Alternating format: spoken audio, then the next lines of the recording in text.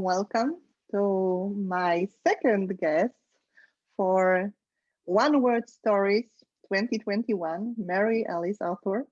Welcome. Hi there. 2021 began for me with a fantastic journey, and it was the journey 65 you offered for everybody who wanted to join. 8 days in the row, every day devoted to different chapter of your book, which was published last December. So, this very challenging 2020 brought also new possibilities, new chances, and you grabbed this chance and you published a marvelous book. We just talked about it a little bit. It's not a pillow book. It's a book on how to work with stories, not only your own stories on your own, but also how to search for a community you can exchange stories with so that they help us a little bit to have a look at our blind spot and to develop together, to co-create transformation stories together. So this is the beginning of the new year, just to journey also with this book, with this beautiful project that was finalized last year. And actually both of us, we met because of the book. So I still remember it was this one, 2017, Beyond Storytelling, when Jacques Klopczyk invited us to contribute with the chapters to this publication. And I remember that we met actually during the launch of that book back then in Heidelberg in Germany. And I had a look and I said, wow, what a person, what a powerful woman, Mary Alice. Who is Mary Alice? So yes, Mary Alice. Who is Mary Alice? Oh, only the most existential question to start out the conversation. Who are you? I'm a story activist. And by that, I mean, I'm really interested in the power of story, how it works in us, around us, through us, between us, on us. So how story is working in the world is a really interesting to know, because story is the human superpower. And how we use it makes a real difference to how we feel about the world and what happens in the world. So that's one part of it. And the activist part is, I'm taking that verb to mean to activate. So what stories do we choose to activate? What stories are we paying attention to? How do we bring our stories to life? And so how do you find your compelling story, and how do you actually bring it to life are where story activism comes from. And the intersection between these two things, knowing how story works and knowing how to host your stories, is what I'm calling story activism. And in December, so it's only been a month since 365 Alive is out there. It feels like a longer time because I've been working with it longer, but it's only really a month so far. And it's, an exciting journey to finally write author of after my name. Yeah, wonderful. So a story activist, author of 365 Alive, a power woman, traveling around the world with really amazing storytelling, story listening projects. Global nomad. Can you relate to this one? Yes, although my suitcase, it's the quietest my suitcase has been in the last 10 years. In fact, I wrote a line recently somewhere. She has a residence in Ohio, a heart home in New Zealand, and an impatient suitcase in the closet. That's what I wrote, because there hasn't been a lot of traveling. And, in fact, that's been the interesting thing, I think, for most of us. I mean, a cool thing about 2020 was finally, for the first time, the entire human race was in the same story. Yeah. That's never happened before. Mm. So we've been in parts of the same story and fragments of some story, but we've never all been in the same story at the same time. And there's a unique challenge and a unique opportunity in that fact. But it also means life was turned upside down. So me, like everybody else probably, I had, for the first time, all my travel booked till the end of the year in January already. And then by March, poof, it all disappeared.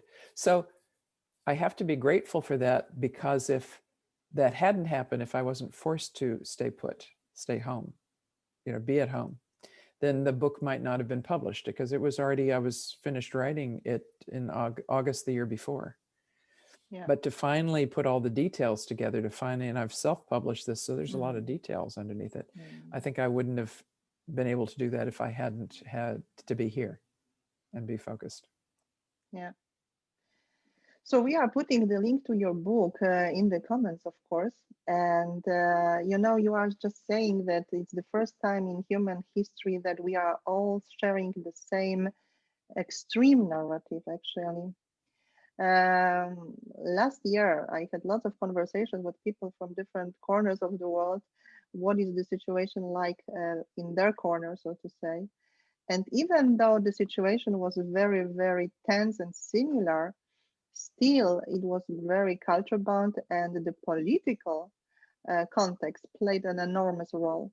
Yeah. So just to give you an example, I started to offer the so-called vis-a-vis art adventures, which are learning journeys combining art, storytelling, and cross-cultural coaching. And just this morning, I had a participant from Kenya, and she said, you know, COVID, of course, has got an impact on us. However, it has such a much bigger impact on Europe.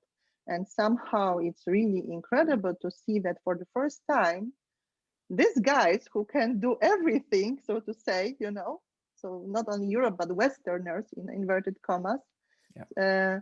cannot deal with something, So this was also this perspective change that we tend to think that we are in the same narrative. Nevertheless, the interpretation varies from culture to culture.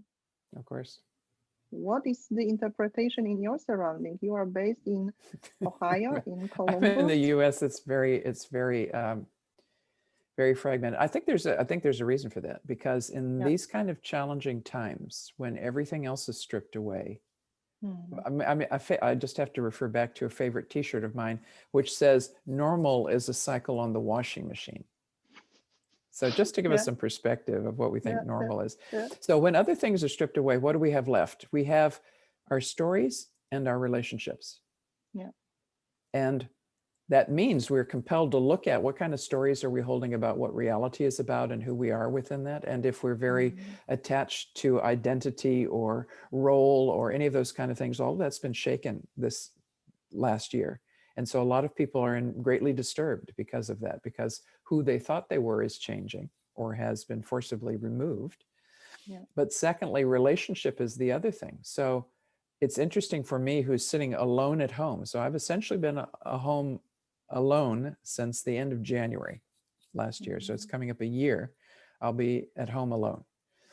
The physical touch I get is through massage, but I stopped doing that between March and I think the end of June. It took me that long to go back to it. So, essentially I was sitting at home by myself with no other person or touch for that time. And I can be very grateful that I have an international community. And I realized inside of my body, after being online with people, I feel like I've been somewhere. I feel like I've been with them. So neurologically, I realize I'm tired because I've traveled a lot in my mind. Even though physically I have to look around and go, no, actually, I've been here all the time. I haven't gone anywhere. I've only been out of town once in all of that time. Mm-hmm. That's it. So I've really kind of, and it's been a unique focusing time. So each of us have dealt with it in different ways. And you're right with the cultural paradigm. A lot of folks in the States have looked at what's happening as a freedom restriction. Mm-hmm. Rather than as an opportunity to be community in different ways, or to, like, it feels to me like the planet has sent us home. So it's like, I'm like, go to your room and think about what you've been doing. Yeah, So there's an definitely. Yes. opportunity for us to be highly reflective, but in a culture that's not used to being highly reflective, that can feel like an assault, or it can feel like the bottom has dropped off and there's nowhere for me to go or what to be, and I don't know what to do because I've never learned how to be alone with myself. Yeah. So I feel really fortunate. I bless my childhood because I grew up in a time where after school, we just ran around until dinner time, and we came back at the right, and all the doors were unlocked. And, in general, you could kind of scout around and figure out where kids were in the neighborhood. But I had what I realize now is an incredibly free childhood. And I had the childhood of living in books and being in my imagination and making my own fun. And that gives me a unique resilience at this kind of time, because I know how to do that. Yeah. Yeah. And I've thought about that a lot. I've kind of thought, if all technology dropped off, who would I be? And I think, I have enough. There's, the last great frontier, it's inside. Is it? So there's plenty to explore that hasn't been explored yet. And that would be an interesting thing to do. So Definitely.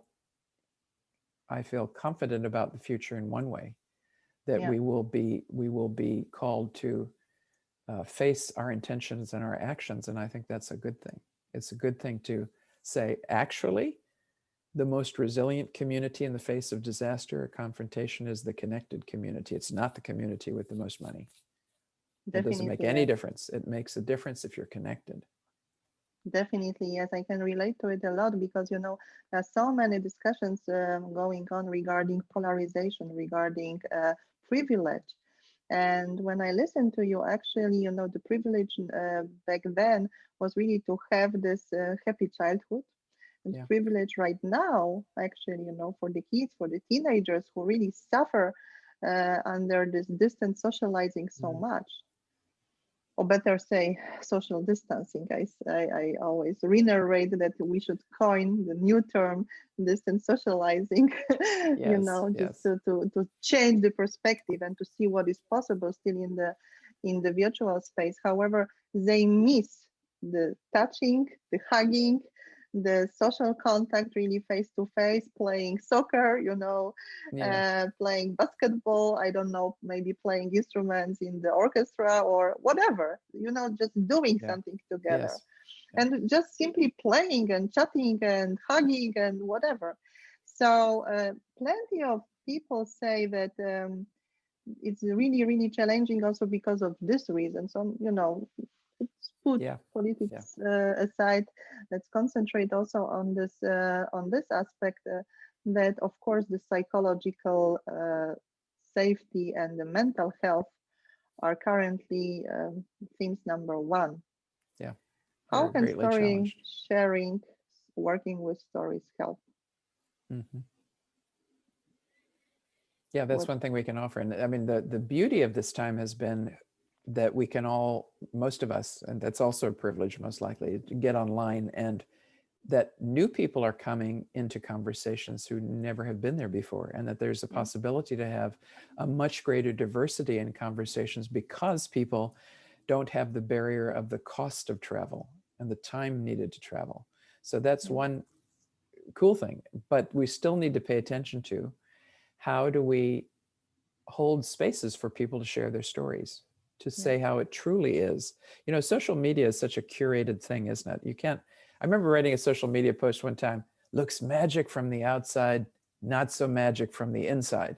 And I think I effectively got a whole bunch of what in the comments. I think people didn't know what I was talking about. They thought, oh, you have such a magic life. You can travel all the time. Well, the truth was, yes, I did spend years and years traveling with in my suitcase, but I was moving every 3 to 5 days, and that gets to be stressful. I yeah. realized at that point in time, like any nomad without a home, my biggest question to myself was, where am I going to sleep tomorrow night?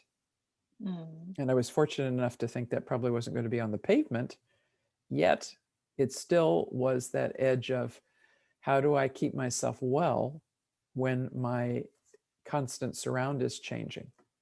yeah.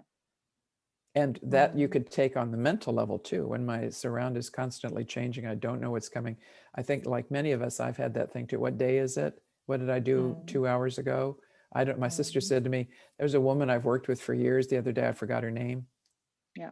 It's that Mm, kind of thing mm, is happening. The attention span is shorter. The ability to focus is shorter. These are things that we aren't counting as costs, but are interesting.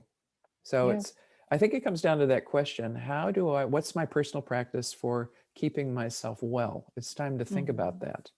mhm, How do I I suppose, detach myself from those things I formerly thought were my goals or thought were needed to have, and how do I look to what's my own inner strength and resilience.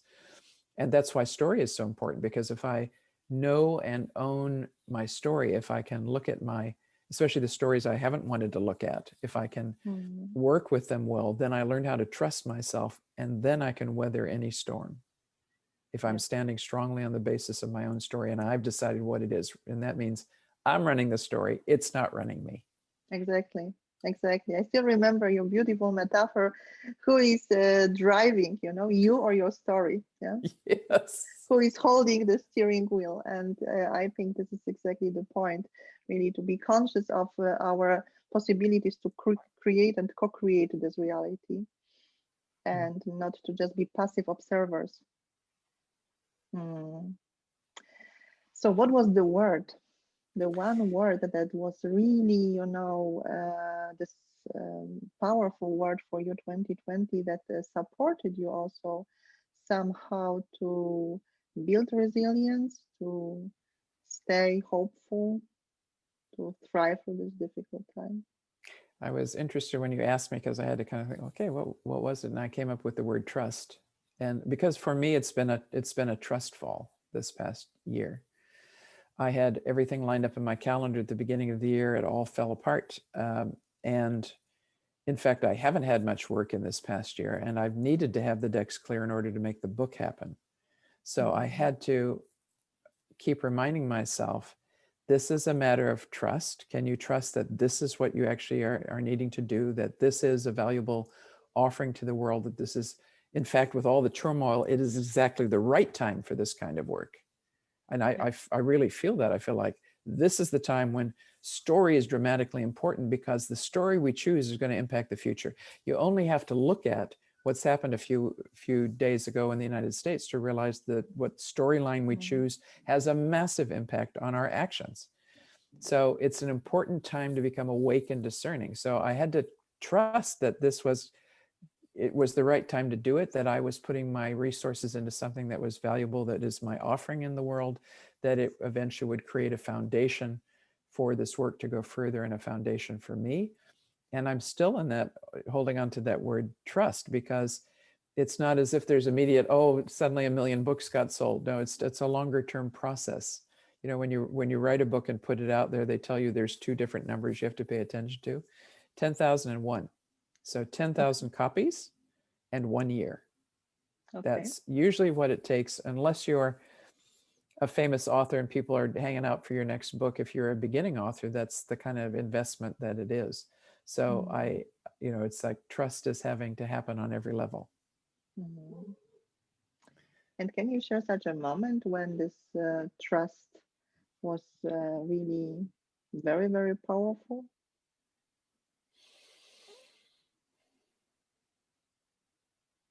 I can share a funny moment. So, I mean, the interesting thing about a book is, of course, whatever, and I'll just hold this one up, whatever cover you choose for something is really important. Yeah. So how they say never judge a book by its cover? Wrong. Because when people are on It's the Amazon, when they're first thing. scrolling on Amazon, yeah, it's the Yeah. first thing they see. Yeah. And, authors will talk about, does your cover pop? Right. So I am out there going, I know a cover is really, really important. And I had hired one group to do it. And what they were coming back with was just like, I went, wow, Hmm. I can't go with something this pedestrian. I know what quality looks like, at my age and how long I've been around and how long I've worked with design. So what's going to happen? So I kind of canceled that group, and I went with another group to get the design. And and you were participating in these polls. So I had the first poll, and once again, I Yeah. thought, I haven't found it. And can I trust myself to cancel this, to say to everybody, I haven't Mm. found it, let's try again. And then Mm. to wade through an additional 229 different offerings. It's a lot. Yeah. It was a lot. Mm. Fortunately, I had my sister, who's a trained artist, who had to wake up every morning to a text going, look what I have now. And then to say no to all of those, and to do, the last thing I did was I offered the designer I liked one further image, and it was Hmm. this one. Yeah. And so then I had to go back to everybody else, and I had to trust my own instinct that this is the cover, this is going to do it. Nobody else has said to me that this is the one, because they didn't have a chance to choose it.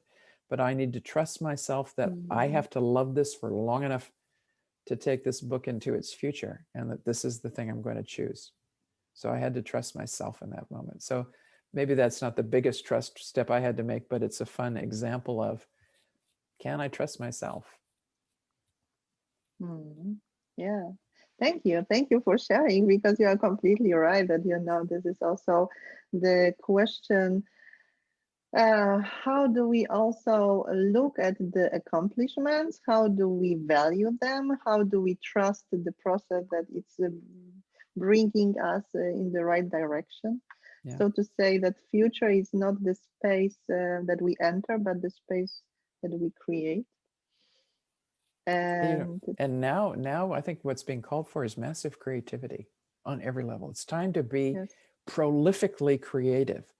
So yes. the question for me is, what kind of basis of trust do you have, and can you bring joy into your life in some way? And I'm not talking happy clappy. I'm talking about the Yeah. joy that comes from being alive and having the Mm. potential to make something and create something. Because right now we need that creative impulse to move us in a new direction. And we need all of us to do that. So I want to encourage anybody who's listening to go after their inspiration, because there are Mm. seeds there. We need your inspiration. We need what you have that you can uniquely bring. Please bring it. Yeah. Yes, definitely. Yes, I can. I can relate to it a lot. Creation can really be a wonderful way of also, investing our time and energy in the solitude. Yeah. Because what we actually face right now is being pretty alone. It doesn't really matter what circumstances. At some point, we realize that we miss this community.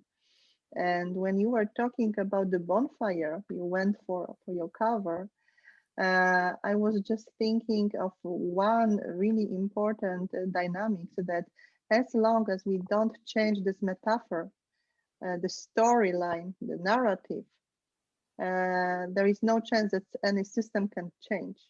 So, what is happening currently Yeah. also regarding, for example, creativity, it has been um, emphasized all over again that creativity is killed at school and at the university. That teachers from, the 20th century with the methods from the 19th century are teaching kids who are born in the 21st century. So, there is this Yeah. complete paradox. And I think COVID has really accelerated many, many processes in terms of Mm. changing the narrative. Yeah. Because, the system cannot change if we don't change the narrative. And the narrative currently is the narrative of the bonfire, of the community. That these Yes. times are more or less over, when the teacher was telling the kids how to do, what to do, and so on and so forth. And to acknowledge that there is this ecology of mutual learning, mutual teaching, and mutual understanding. So kind of Yeah. So that's a story flip, isn't it? From I'm the font of all knowledge to I'm the host of learning. That's a exactly. big step, and the one that's needed right at the Yeah. moment. So from a story perspective, I want to And encourage this, and I've had to do that too, of go, okay, when I felt really sad, how do I remind myself to be creative? And one way to do that is think back to a story from your younger days about when you really felt creative or you felt inspired, and to research that story. Go gold panning in your story, gold mining in your story, and find out what that was. And I thought back to a time when I was 17 and an exchange student in Europe was the time when I first claimed myself as an international citizen. And that sense of holding the whole has never mm, left me from that moment. And if I remind myself what I claimed at that time, I still have that feeling. So that story carries for me something significant in how I can help myself to move forward by mm, remembering that feeling at that moment. And that's mm. inherent in some story that you're holding, wherever that is. So the critical thing is, how do you find the story? Go for the story. So what I hear right now is also, this idea how to work with our individual stories, and we need to search for such empowering stories when we really went through a big change, and that we can build upon on the stories Mm-hmm. and develop resilience right now for the turbulent times. Mm-hmm. Yeah. And this is actually one of the activities from your book, or let's say not exactly the one, but one that I really, really dived into, so to say. So you are asking, what would your younger self say to the situation currently, and what would be the reaction, reflection of your older self? Mm. A very powerful activity. I struggled with the younger one. Ah, that's interesting. Nevertheless, I'm really, really curious what is telling your younger self and your older self to you.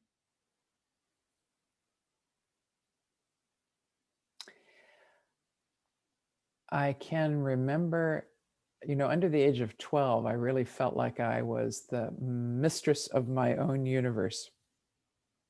That fundamentally I knew I could be well in the world. Mhm. And, when I go back to her, she reminds me of that. She reminds me of how I could be easy with things, how I could take leadership. When I was younger, I used to be able to hear the characters in my book. So that's kind of interesting.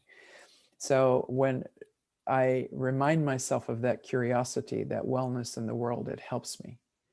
And so, if I hold that here, and then I go to my older, wiser self, who really reminds me that there is so much wisdom to share, and that's as you become older. Emerson said something like, "As I become older, my beauty steals inward," which I think is really beautiful. So when I put this together of this curiosity and wellness and wisdom, Mhm. I'm like, okay, let me act with those two in mind. And then the word trust is illuminated.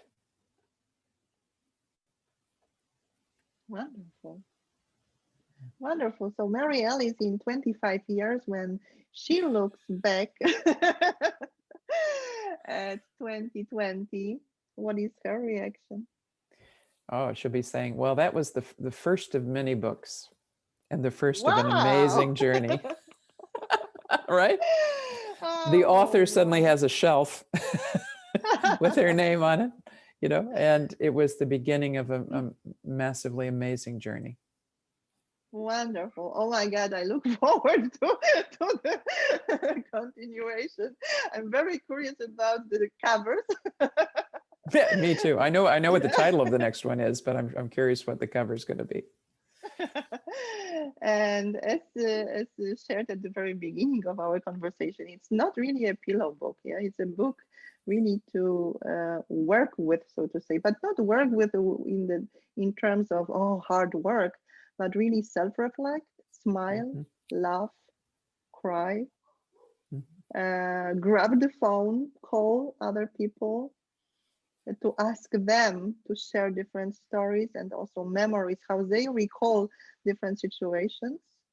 Because, stories just our memory of a Yeah. certain event. And sometimes we are just producing stories we want to listen to in our own mind. Yeah. Yeah, somebody was very kind to me and said, this is like a revolutionary field guide. And I thought that was Oh. really nice. So it's 52 weeks, and you could go at it, okay, this is week 1, I'm going to go for 52 weeks, or you can dip and dive. But I remind people in the beginning, it's time to be gentle and fierce. So gentle with Mhm. yourself, because stories need cooking. It needs good cooking time. If you want to have a meal that tastes really good, it needs to take the time it takes for the ingredients to meld together. So, like lasagna is already really the best on the 3rd day if it lasts that long, you know? Yeah. Yeah. Um, Yeah. but you also need to be fierce. You need to say, no, I'm going to stick with this because this is the ground to my life, and that I stand on my own solid ground, and that I'm clear and resourced and resourceful is actually my Mhm. objective. So I'm going to stick with it to see what I can find that will lift me to the next level. So gentle and fierce, these are really good practice companions. What is your final idea to work with this story? So imagine people have just stopped watching our interview and are really eager to try something out. What would you tell them? What I would to say, start with? go to 365alive.org and download a free chapter, and the free chapter that's there, and have a look. Because it's taking a first bite is the really most important thing. I hope you get hooked from it. But, Definitely yes. Definitely yes. There is and this then hooking guarantee, so to say. Sorry for interrupting, but when you asked me to review your book before it got published, it was a big honor, and I loved it. I loved also the idea. And I remember I went through the first chapters, and then this is exactly what happened. That at the very beginning you get addicted, so to say, because the curiosity level rises, and you want more as a reader. And then at one point, when, as I said, there were moments of tears of happiness and tears of sadness, because it's also part of the game. Then I said, okay, right now, let's have 1 week break, because as you say, it needs time. Yeah, I've said to some people, the challenge with this book is it's like approaching this amazing feast table and wanting to put the whole of it on your plate at once. Mm-hmm. Yeah. Yeah. Better to take a small plate, take a bit, go back and sit down and really enjoy that bit, and then come back to the table. Mm-hmm. Yes. Thank you. Thank you very, very much. I wish you and all of us that we can build the connection, no really matter whether virtually or face to face, and that we can discover or rediscover this beauty of sharing stories, because this is exactly what is the glue between people, and the shortest distance between you and me, and between people in general. So thank you very, very much for our conversation. Thank you for your beautiful book. You are sharing so generously with everyone who wants to dive into this adventure. And I look forward to seeing you again as soon as possible. Thank you so much, Joanna.